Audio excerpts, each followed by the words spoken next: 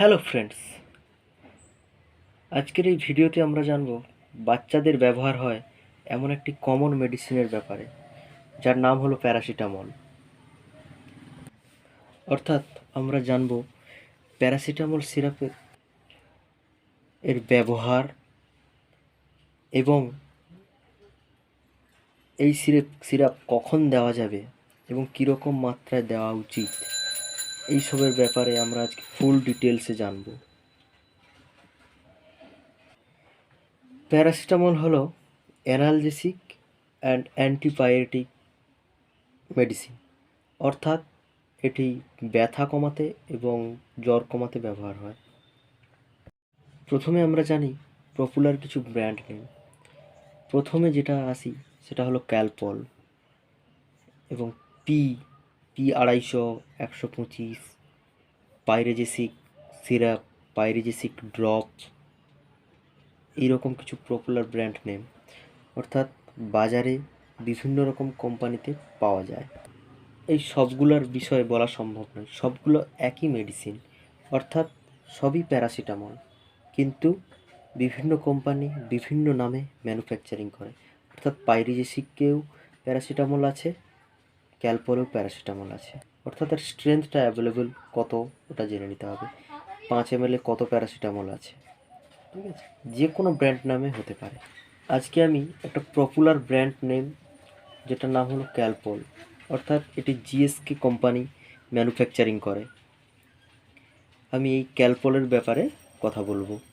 অর্থাৎ আপনি ক্যালপল ছাড়া পাইরিজেসিকও খাওয়াতে পারেন, P250 খাওয়াতে পারেন, এরকম বহু ক্রসিন আছে, বহু ব্র্যান্ড নেমে অ্যাভেলেবেল আছে বা মার্কেটে, আপনি যে কোনো দিতে পারেন, ঠিক আছে। পপুলার মেডিসিন ওই জিএসকে কোম্পানি ক্যালপলের ব্যাপারে আমি আজকে কথা বলবো। জানবো ইউজ কখন দেবেন এবং বডি ওয়েট অনুযায়ী ডোজ ক্যালকুলেশন কেমন হওয়া উচিত এবং সাইড এফেক্ট, এইসব আমরা আজকে জানব। প্যারাসিটামল হলো অ্যানালজেসিক অ্যান্ড অ্যান্টিপাইরেটিক ড্রাগ, ঠিক আছে, অর্থাৎ এটি জ্বর এবং ব্যথা কমাতে ব্যবহৃত হয়।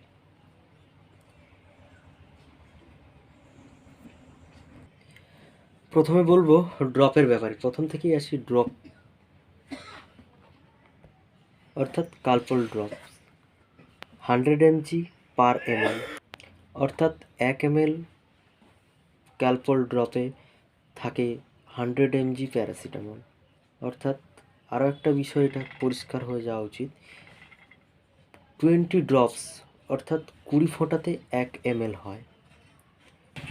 এই ড্রপস আপনি একদম ছোট বাচ্চাদের দিতে পারেন। এরপরে আসি ক্যালপল 100, অর্থাৎ ক্যালপল 125 যেটা সিরাপ, এটা 5 ml থাকে 125, ঠিক আছে।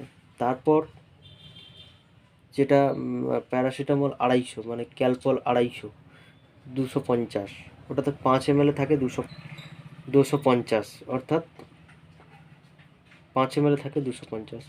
তারপর আসি এর এমআরপির ব্যাপারে। ড্রপস যেটা প্যারাসিটামল ড্রপস, ওটার এমআরপি 27 থেকে 30 টাকার মধ্যে পড়ে। যেটা 125 সেটা 35 টাকার মধ্যে পড়ে। আর যেটা 250 সেটা পড়ে 44 থেকে 50 টাকার মধ্যে, 45 to 50 টাকার মধ্যে পড়ে। এবার এরিয়া ভিত্তিক কোনো কোনো কোম্পানির আলাদা আলাদা দাম হয়। এরপরে বলবো এর ব্যবহারের ব্যাপারে, অর্থাৎ ইউজ কখন দিতে পারেন। যেহেতু এটি অ্যানালজেসিক এবং অ্যান্টিপাইরেটিক্স ওষুধ, এটি মূলত ব্যথা কমাতে এবং জ্বর কমাতে ব্যবহার হয়।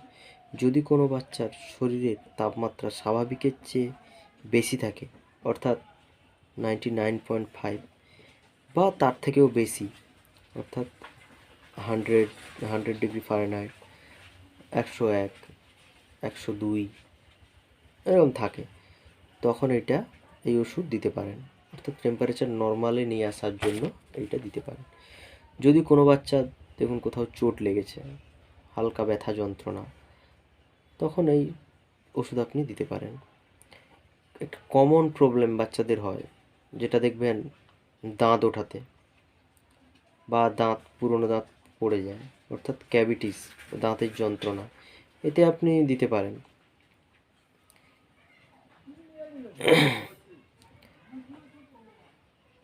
কোনো ফোঁড়া, ফুসকুড়ি বা কোথাও ব্যথা, এখানে দিতে পারেন। ওভারঅল দেখা যায় যে ব্যথা এবং জ্বর কমাতে এটি ব্যবহার হয়। এটা তারপর বলি ডোজ সম্পর্কে, অর্থাৎ এর ডোজ হবে এরকম 10 থেকে 15 mg পার কেজি পার ডে। মানে কোনো বাচ্চার যদি ধরুন 5 কেজি ওজন, আপনি ড্রপ দিতে চাইছেন,